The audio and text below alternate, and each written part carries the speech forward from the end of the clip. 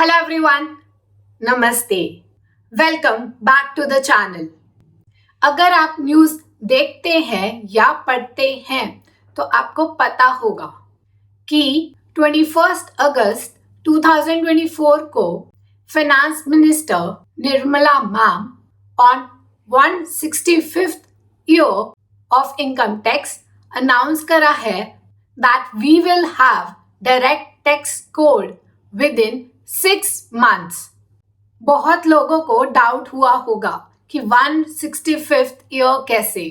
Income tax तो 1961 में आया था, क्योंकि इनकम टैक्स इंट्रोड्यूस हुआ था during British rule. Here's the clip. And with this announcement that which we've come up with, that within 6 months we will have the tax code or the Income Tax Act, at least some parts of it very clearly, written in simple, easy to understand language. There is a committee within the CBDT which is working on it. ये direct tax code 2025 replace करेगा income tax act 1961 को। Why direct tax code 2025 will be introduced? क्योंकि अगर आपने income tax act 1961 को देखा हो तो आपको पता होगा कि बहुत सारे सेक्शंस हैं, फिर उसमें सब सेक्शंस हैं, फिर क्लॉजेस हैं, फिर सब क्लॉजेस हैं, फिर एक्सप्लेनेशंस हैं, फिर बहुत सारे रूल्स हैं, which makes it difficult to understand. It makes laws complex, leads to litigations, और बहुत सारे सेक्शंस तो अब एप्लीकेबल ही नहीं है। In the changing scenario, direct tax code concise होगा, इजी टू रीड होगा, इजी टू अंडरस्टैंड होगा। क्योंकि ये easy to read and understand होगा, इसकी वजह से कंप्लायंस इंक्रीज होगी और लिटिगेशंस कम होंगी। ये रीजन है जिसकी वजह से government want to introduce direct tax code 2025। ये होगा या नहीं होगा ये तो बाद में ही पता चलेगा। अगर ये 6 months में आ जाता है तो भी ये एप्लीकेबल होगा फ्रॉम 1 अप्रैल 2025। मतलब इस ईयर में इनकम टैक्स एक्ट 1961 ही एप्लीकेबल है। मतलब 1 अप्रैल 2025 टू 31 मार्च 2026 की रिटर्न जो जुलाई 2026 में जाएगी तब ये एप्लीकेबल होगा। डायरेक्ट टैक्स कोड ये अंडर डेवलपमेंट है फॉर ओवर अ डेकेड। 2009 में कांग्रेस गवर्नमेंट ने इनिशियली ड्राफ्ट करा था। फिर 2010 में direct tax code bill 2010 present करा गया इन लोकसभा। 2013 में इसे रिवाइज करा गया based on the feedback of stakeholders. फिर 2017 में 6 मेंबर टास्क फोर्स बनाई गई to draft new direct tax code, क्योंकि इस टाइम गवर्नमेंट चेंज हो चुकी थी। जो डायरेक्ट टैक्स कोड बिल 2010 था और जो डायरेक्ट टैक्स कोड 2025 आएगा वो डिफरेंट हो सकते हैं, क्योंकि इन लास्ट 14-15 ईयर्स बहुत सारे सिनेरियोज चेंज हो चुके हैं और गवर्नमेंट डिफरेंट है। Every government has its own perspective and their own ideology that will reflect in direct tax code. According to my opinion, पहले तो 6 months में डायरेक्ट टैक्स कोड को लेके आना डिफिकल्ट है। 6 months में डायरेक्ट टैक्स कोड हो सकता है पूरा ना आए, कुछ पार्ट आए, और हो सकता है कि बहुत सारे चेंजेस के साथ आए।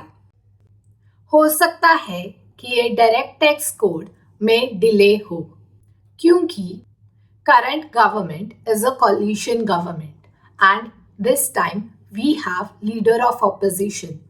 We might see some opposition and revision. One of the major reasons क्यों गवर्नमेंट डायरेक्ट टैक्स कोड 2025 लेकर आना चाहती है इज कि वो ब्रॉडन करना चाहती है अपना टैक्स बेस।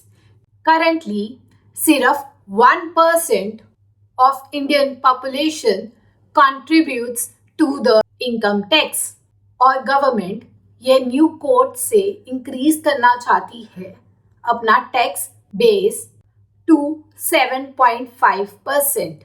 जो आप देख रहे हैं ये डायरेक्ट टैक्स कोड बिल 2010 है। कुछ चीजें सिमिलर होंगी और कुछ चीजें डिफरेंट होंगी। मेजर चेंजेस जो हो सकते हैं based on direct tax code bill 2010। Income tax act में कहीं प्रीवियस ईयर लिखा होता है, कहीं असेसमेंट ईयर। बहुत ज़्यादा कंफ्यूजन होती है। Even experts gate confused. बहुत बार नहीं पता चलता कि ये प्रीवियस ईयर की बात कर रहे हैं या असेसमेंट ईयर की बात कर रहे हैं। सपोज लिखा हुआ है कि ये एप्लीकेबल होगा फ्रॉम 1 अप्रैल 2025।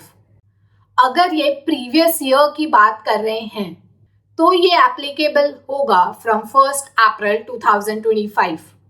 और अगर ये असेसमेंट ईयर की बात कर रहे हैं तो ये एप्लीकेबल होगा फ्रॉम 1 अप्रैल 2024। और डायरेक्ट टैक्स कोड इसे एलिमिनेट करके कंसीडर करेगा सिर्फ फाइनेंशियल ईयर, मतलब no confusion. Income tax act 1961 में रेजिडेंशियल स्टेटस को क्लासिफाई करा जाता है into 3 categories, ROR, RNOR and non resident. और डायरेक्ट टैक्स कोड इसे सिंप्लीफाई करके रेजिडेंशियल स्टेटस को क्लासिफाई करेगा into 2 categories, resident and non-resident. Changes in capital gain taxation. Income Tax Act 1961 में capital gain tax होता है at special rate।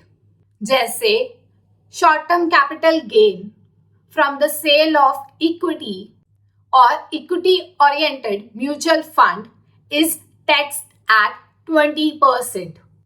Direct tax code में capital gain को normal income मानकर टैक्स करा जाएगा as per your income slab rate, जिसकी वजह से हो सकता है कि आपको ज़्यादा टैक्स पे करना पड़े।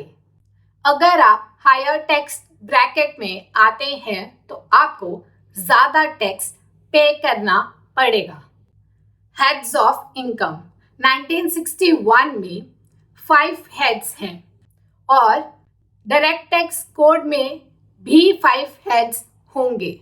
इनकम फ्रॉम सैलरी को चेंज करा जाएगा टू एम्प्लॉयमेंट सोर्सेज और इनकम फ्रॉम अदर सोर्सेज को चेंज करा जाएगा to income from residuary sources. Income tax act में फॉरेन कंपनीज पर और डोमेस्टिक कंपनीज पर डिफरेंट टैक्स रेट लगते हैं, पर डीटीसी में सेम टैक्स रेट लगेगा। इनकम टैक्स एक्ट 1961 में टैक्स ऑडिट सिर्फ चार्टर्ड अकाउंटेंट्स कर सकते हैं, बट हो सकता है डायरेक्ट टैक्स कोड में टैक्स ऑडिट CS और CMA भी कर सके।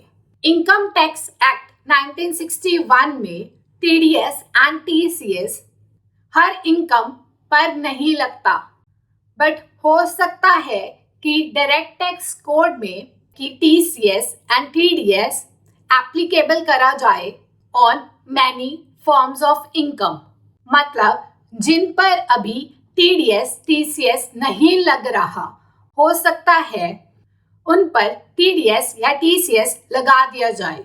ये एक्सक्लूसिव लिस्ट नहीं है और ये चेंजेस हैं based on direct tax code bill 2010। अब क्या चेंजेस आएंगे या नहीं आएंगे वो तो बाद में ही पता चलेगा।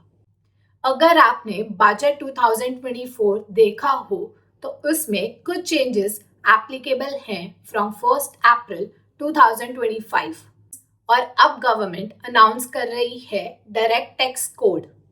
क्या एप्लीकेबल होगा, कब एप्लीकेबल होगा, ये तो बाद में ही पता चलेगा। But for the current financial year, income tax act 1961 is applicable. हो सकता है direct tax code deductions, exemptions etcetera या तो एलिमिनेट कर दे या रिड्यूस कर दे सब्सटैंशियली। हमने न्यू टैक्स रेजिम में भी देखा है कि हार्डली कोई डिडक्शन मिलती है। तो इस ईयर आप टैक्स प्लानिंग कर सकते हैं। इस ईयर आप टैक्स सेव कर सकते हैं। हो सकता है कि डायरेक्ट टैक्स कोड 6 मंथ्स में आ जाए या कुछ और साल लग जाए। I hope this video helps you.